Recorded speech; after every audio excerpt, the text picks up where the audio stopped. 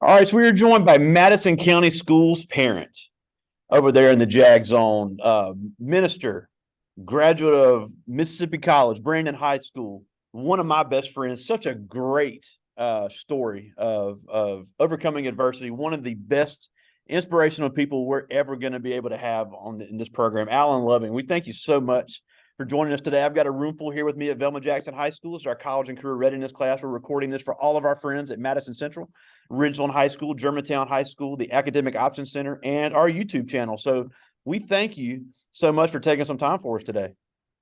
You're so welcome. You pretty much just put me up on a tee. Hope I can uh fulfill all of that bragging that you said about me. Probably not, but it's all good.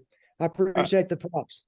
All right. So before we get into all the things that you've been doing recently and all the things that have happened, just take us back to the beginning. Graduate of Brandon High School. You were an athlete at Mississippi College. You did the whole college sports thing while you were pursuing your degree to become a minister. That's exactly correct. Yeah. Graduated from Brandon High School back when dinosaurs roamed the earth. And then I went to Mississippi College, enjoyed a lot there. Actually, I was a soccer player and I was Chief Chalk. That was really fun. You can make fun of me about it if we want, but I was surrounded by really cool cheerleaders all the time, so it's all good. Loved college. It was great. Again, soccer was super fun. And then after that, I pursued a seminary degree from New Orleans and liked it so much, or just whatever it is, so much. I went ahead and got a doctorate too, which was crazy. But yeah, love church work. That's pretty much all I've done since graduating college, and really even when I was in college, did that too. But I've been all kinds of different positions in the church, from pastor to recreation minister, single adult minister, college minister, student ministry, both middle school and high school, and pretty much done everything other than lead singing or hang out with babies, and neither one of those are my jam. So But no, that's a good segue because that's what I want to talk about next. Because obviously, with kids coming out of high school, we want to look at different career paths, and we may have some kids that are interested in ministry work because obviously, in this part of the country, no matter what denomination somebody is, churches are going to need good ministers, and there's a lot of great programs. Mississippi College has been a guest of this class, a great Christian studies program, as does Belhaven. And then, if you look at some of the schools in Louisiana as well, Xavier down in New Orleans is the Catholic HBCU. So they're always looking to get really good church professionals. But even if people aren't a pastor, if they're not going to be a minister per se, there's a lot of need for skilled people in these churches. If you look at obviously since COVID, this is a great example here. Churches went virtual. They've got to have good people to run the sound, to run the lighting, to run the cameras, especially if we still have people at home that are viewing the services. If they are obviously some of these larger churches here, like Broadmoor over there by Madison Central, First Baptist Jackson, where you were, First Baptist Clinton, New Jerusalem, downtown Jackson. So, I'm sorry, Greater Bethlehem, and they're in downtown Jackson. They need people that can handle the finances. They need people with backgrounds in accounting. And then obviously, when you're dealing with that much money and that many people, you need good IT and tech people. So, and I know you've seen a lot of that. So I think that's important to know that churches can provide a great avenue for a variety of skills on top of the ones that can be great ministers. Absolutely. Absolutely. A lot of it can be sort of on the job training as you do that. But like you said, different categorical representations right there. Anything from IT to finance to leadership, to handling conflict within different areas of the church, and just all kinds of recreation is a thing too. I mean, there's all kinds of different opportunities for folks if you want to serve the church vocationally. Now, I'm a big proponent of, and I don't know if this matters or not, somebody might tune me out on this, but that's okay. I think every single person that's a believer is a minister, wherever you're doing.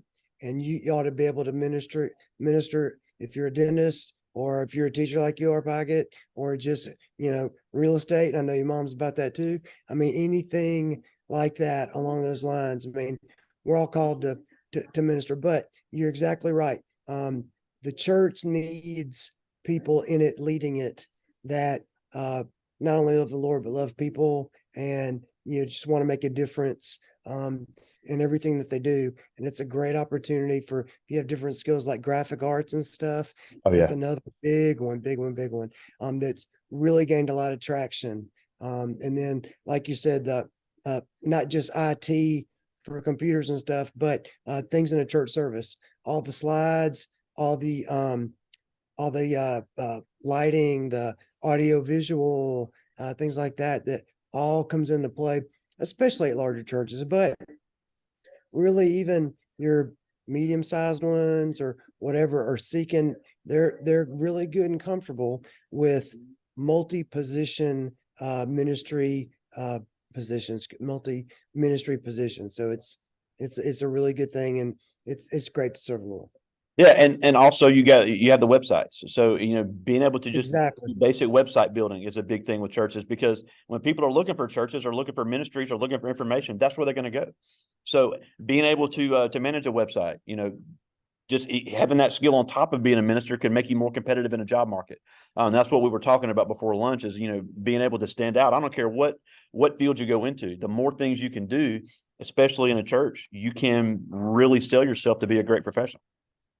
Correct. And too, I was one of the doctors at Shepherd. That was one of the places I was. He said he was talking about his children and stuff and what they were going to do. And he told me, he said, look, just be the best at whatever you do and you'll be fine. You can Absolutely. just work hard at whatever it is that you're doing, and it's going to be all good. You can cover money, you can cover stuff, and you'll enjoy what you're doing too. So That's awesome. Now, you had such an active background, played a lot of sports, played a lot of soccer, even as an adult, we're playing basketball, still involved in soccer. And a little over a year ago, your life changed forever. I'll let you tell us about that, because you had an unbelievable recovery. A really, really a big battle that everybody in Madison County Schools really got behind, and we were following that along. But you've had such a great attitude about it and such a great inspiration, and it's just amazing what you've been able to do since then. So tell us a little bit about that and how all that occurred, and just that recovery process after the accident. thanks. I appreciate that. Yeah, I did. I was a guy, good, bad, or indifferent. I love sports. Ooh, I was always doing them. Like you said, had the honor of getting to go to a bunch of my school got paid for because I could kick a soccer ball and play defense, and it was great. I loved it. Loved the sport. Loved being with my teammates. Loved all the stuff. I even loved practices. I was a weirdo, and again, once I got out, I did a lot of church league basketball, softball, just anything athletic. I was a runner. I mean, not a great one, but runners nonetheless. And matter of fact, one of the runs I did at First Baptist Jackson, first one I did, threw up all over the place right there at the finish line. It was awesome. So yeah, I love that. I'm a big Sports Center watcher. I mean, the whole thing. Both my girls are pretty athletic too. I've got a sophomore at Mississippi State that all the way through was a cheerleader, and that is a sport, by the way. Absolutely. And, I agree. there you go. I got you. And my youngest one, Anna Claire, she is a sophomore at Madison Central, and she's been playing varsity soccer since like the 8th grade. So she really likes it too. Courtney was in the band, but anyway, yeah, love all that. So, getting what you're talking about, about a year ago, what was happening was it was just like a normal everyday Wednesday. I was actually getting ready for what we're going to do that night, and I left the church where I drove, not leaving like I'm out, but left the parking lot from where I was currently serving as a student minister from I got 6 through college was what I was doing at First Baptist Madison, and I drove to Brandon, something like I'd done 1,100 times at my parents' house. When, like I said, graduated in '88, and they've been in that same house ever since. Wow. And so, yeah, a long time. Walton Gwinnett Loving. And so I crawl up on their roof with my leaf blower on my back. I had one of those kind of jet propulsion looking like leaf blower things. And I'm blowing off pine straw. I'm blowing off leaves. And this is where it gets kind of weird.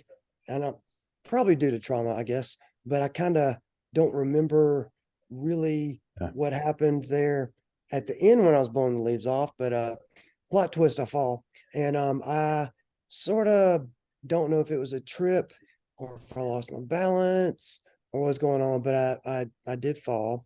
And unfortunately for me, what I fell onto was the concrete on the driveway, and that's not very giving.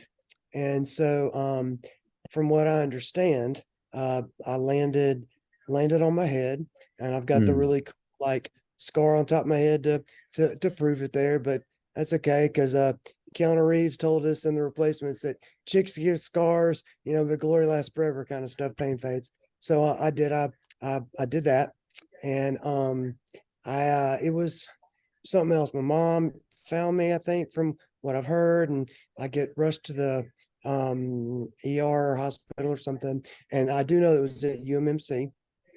And so while I'm at UMMC, I'm there for 5 weeks. And by the way, I don't remember anything from UMMC. Yeah, I don't Probably blame a you. really good deal because Yeah. I've seen stuff myself and I look like Skeletor. So I Yeah. mean, I think that's all right that I don't remember, but the outpouring of love and the outpouring of support and the outpouring of people just coming to check on me and folks that were praying for me and just the friend provision that I had from, we'll say from the jump, well, it wasn't a jump, but from the fall, was really incredible.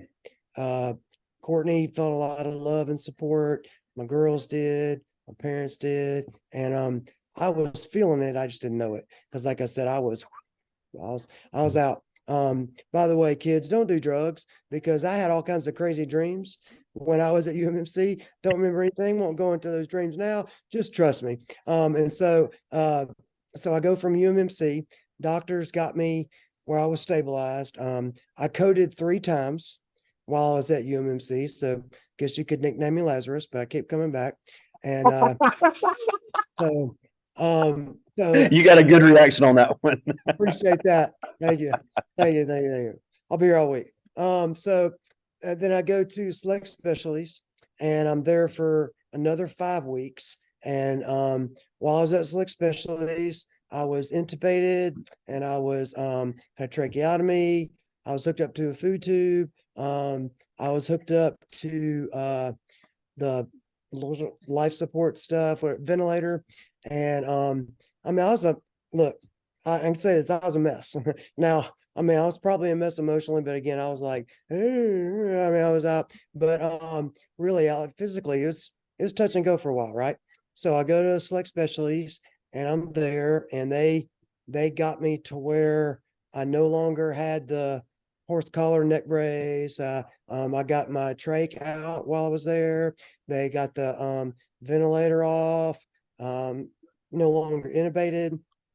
No more food tube, which those suck, by the way. By the way, when they jam that thing up your nose, you're like, oh, so it's just no bueno, no good.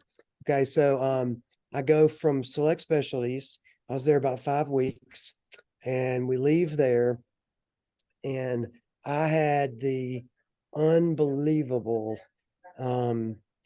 provisional care given to me at Shepherd Center in Atlanta, Georgia. Can't say enough about that place. Emotionally and physically, and just everything, this place was incredible. It's a physical rehab facility in Atlanta, Georgia, and it's got everything there from nurses to assistant nurses to doctors to nurse practitioners to physical therapists, occupational therapists. I mean, any kind of a position you could think about medically was there. And by the way, I would say this though too. We were talking about how in ministry you can have other kind of positions. I mean, a place like Shepherd, they have all kinds of positions that anybody can get into at differing levels of education or interest or whatever you want there. Okay, so that's another. Absolutely. Healthcare rehab is a fast growing field and they Oh, need good people. it's huge, huge. And what you just said is true. They need good people. And at Shepherd, they were all good people. Is amazing. The care I got was great. While I was there, I began to work on techniques about, this will sound silly, but like how to get out of bed, how to Yeah, and just to clarify, because you never said, as a result of yeah. your fall, you were Yeah. paralyzed from the waist down. Yeah, kind of left that off. That's right. That's a good rock in the pond I should have thrown there. Yeah. When I landed, I incurred a spinal cord injury. Okay. And so what that means is for me, my spinal cord injury, I think they call it a T4, T7, I don't know, whatever. It means from here up, I'm good to go. All kinds of use of arms. I can obviously talk. I can move my neck around. I can look at y'all, pretty people. But chest down, no sensation, can't move. And the way it was described to me by one of the doctors over at Shepherd, he said, "Look, Alan," he said, "what's happened is if your spine is like a bridge, and it's a communication bridge between like your brain and rest of your body and heart, and like all these nerve endings and all these kind of technical medical jargon words that nobody cares about. But basically, he said you blew up your bridge. Mm. So I can't that that information internal highway that I got within my body just stops. All right. So and that's okay. So yes, this is like right. So little things seemingly like getting up out of bed or walking across the room. I can't walk across, I can roll.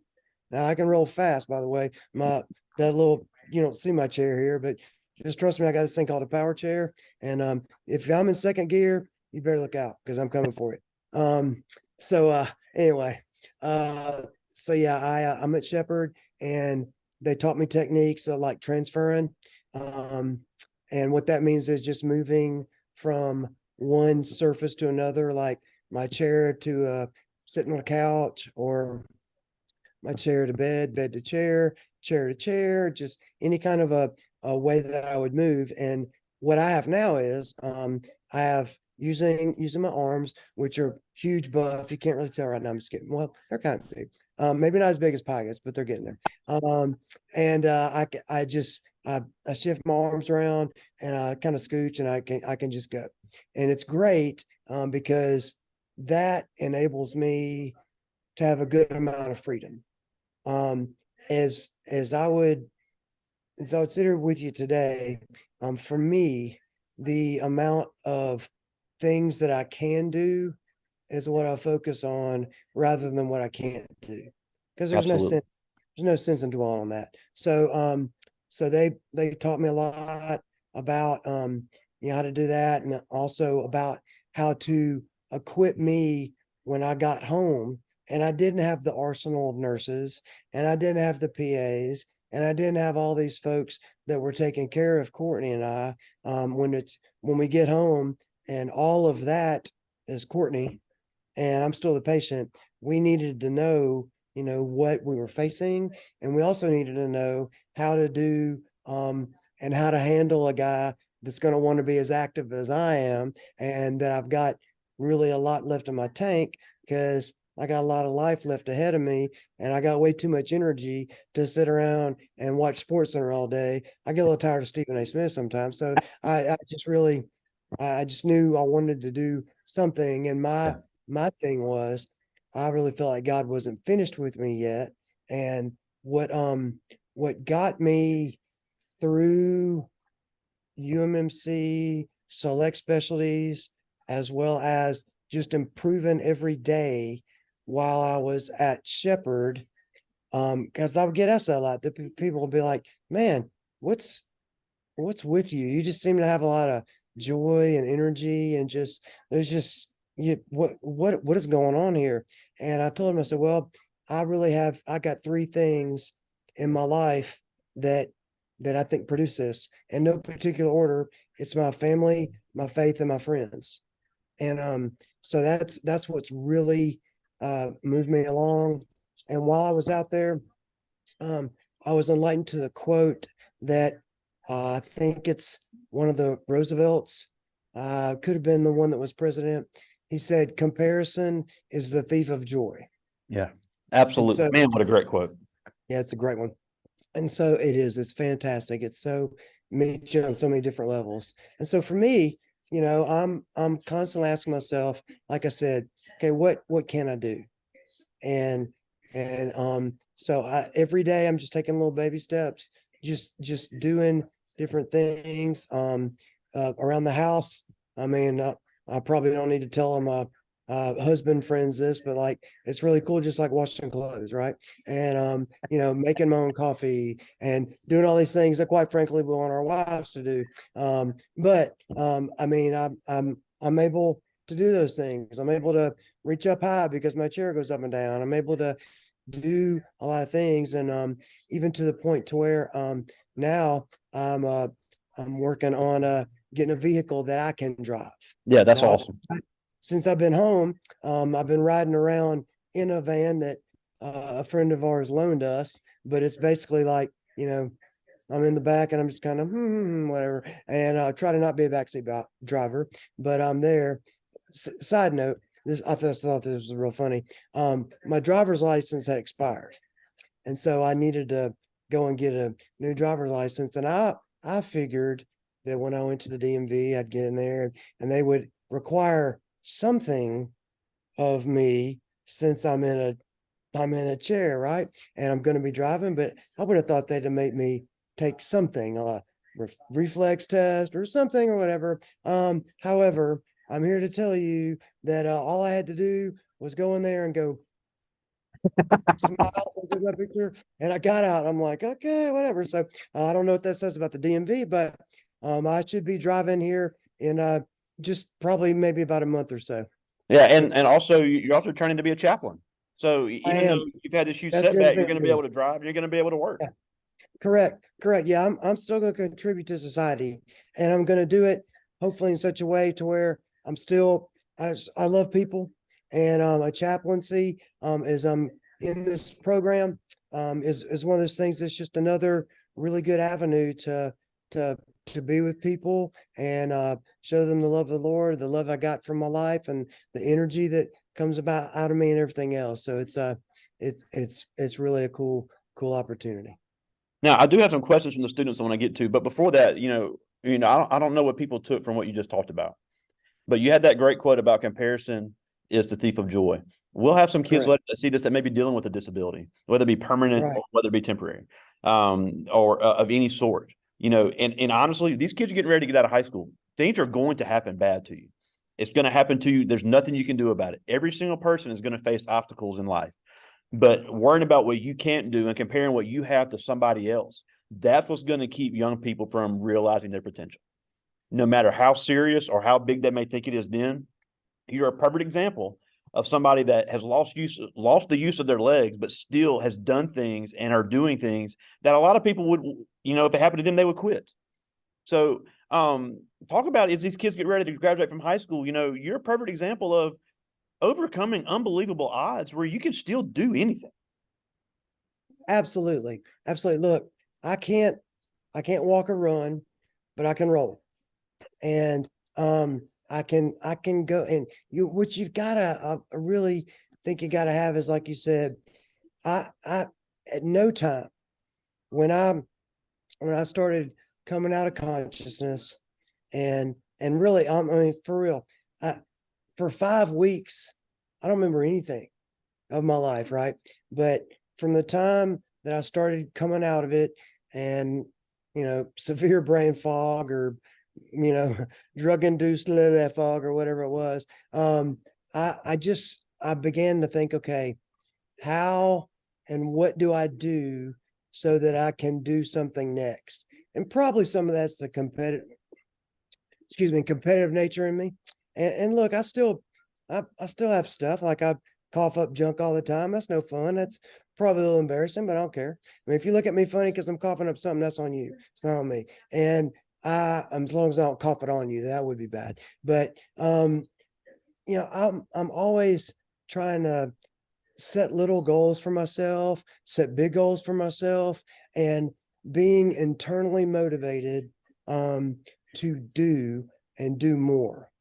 Now, look, I'm not gonna, like I said, I'm not racing Tyreek Hill. Unless I'm in my chair, and I might give him a little bit of a run for his money. But I mean, I'm not going to be, I mean, because I'm out of high school anyway. But if you're calling games on Friday night like you do, I'm not going to be like on the other side snapping a ball or whatever.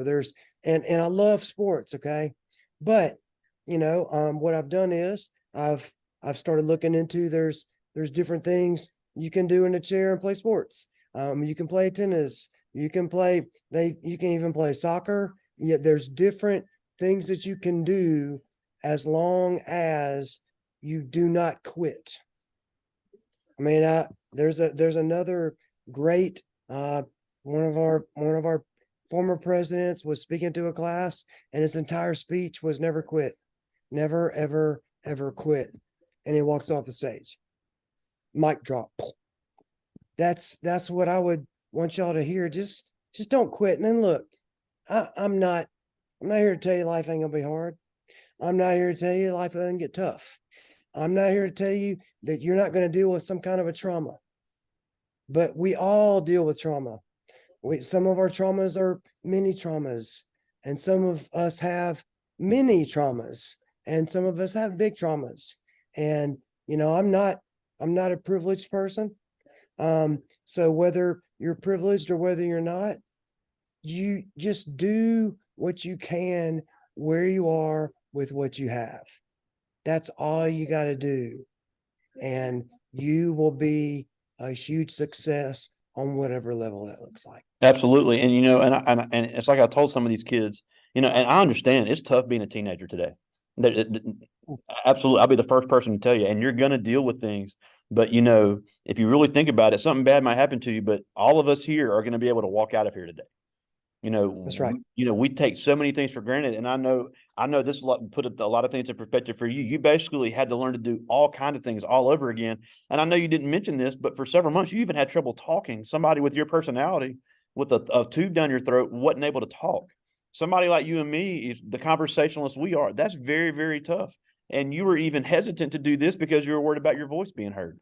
And I think not only have we heard it loud and clear, we've heard your great message today. So I think that's a great example of no matter what trauma you face, there's so many opportunities for you as long as you're looking at what you do have. And I just want everybody to take that today. Now I do have some questions, and some of these are really good. These are all seniors. This first one is Cheyenne Harvey. She's our Miss Velma Jackson, one of our. Look at that! Congratulations, girl. Yeah, cheerleader and a volleyball player. So she's a double athlete. But she asked, what was your biggest inspiration to become a minister? When I was growing up, I was in church all the time, and collectively it was probably a bunch of different people. The ministers of whose lives that I was in, and they were in mine.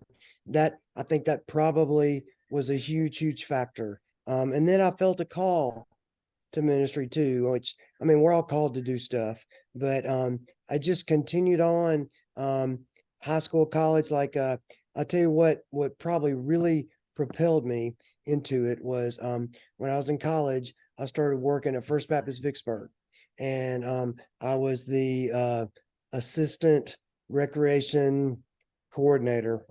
Probably a made up title. It's not even real, but I basically made sure the lights were on and off in the building, and picked up all the basketballs and dodgeballs and footballs and all kinds of stuff that's thrown around there, and cleaned up, restrooms, and wiped off tables and that kind of stuff. But along the way, I just felt like in my path, in my journey, just like this has been a part of my journey too. People were in it that kept continuing to point me in that path. And sometimes it was a person, sometimes it was an experience. I think both of those can be used to get you to where you want to go. Absolutely. Here's a good one. This is Tashanti Levy. She's a member of our band, wants to be a doctor, looking to go to Talladega College in the fall over in Alabama. And she asked, after your accident, what was the biggest thing that you had to really have to learn? And did you ever think that such a tragic event could inspire so many people? Nah, I mean,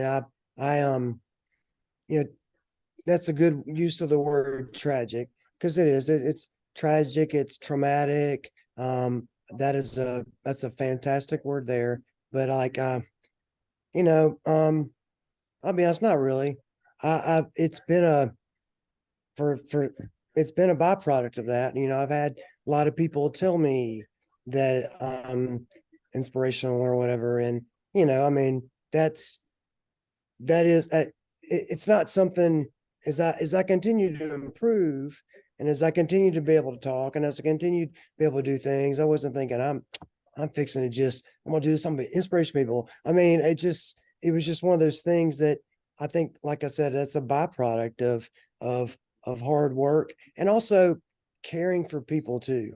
You know, I think I would like to think that beforehand, when I was a student minister and when I was serving, that what folks would have said I was, you know, good at or whatever was the relational side of what I did Right. and my personality and stuff like that. And you know, people, I believe all of us as a whole.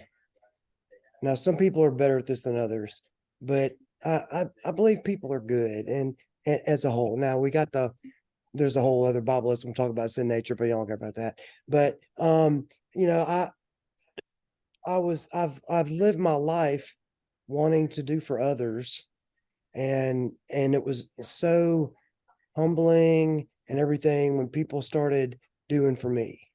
So that's you know, I'm trying to think of something that would have been. I mean, talking was really a big deal, and like Pyatt said, man, I was a motor mouth beforehand. I mean, I probably still am, but yeah, I do remember this. This is great.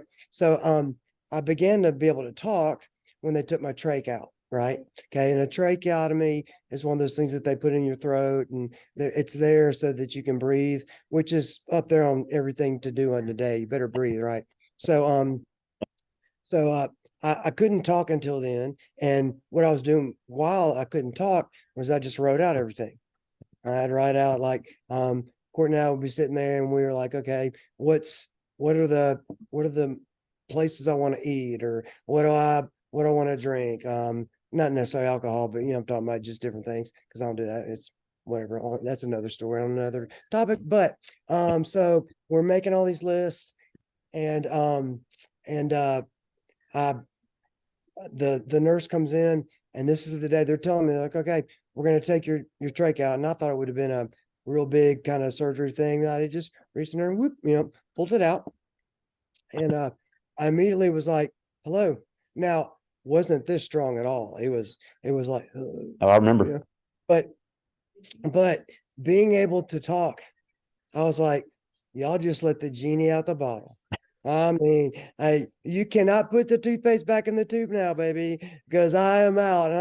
And just again, it's a big thing for me to be able to speak. So that was probably as I've worked hard on that, and then you know worked making sure my arms are strong enough and big enough to be able to move me around and learning how to use things like a Hoyer lift and learning how to just do the driving thing that I'm going to be doing soon. You know, finding out about different controls and stuff like that. So that's a great and really adjusting on some stuff.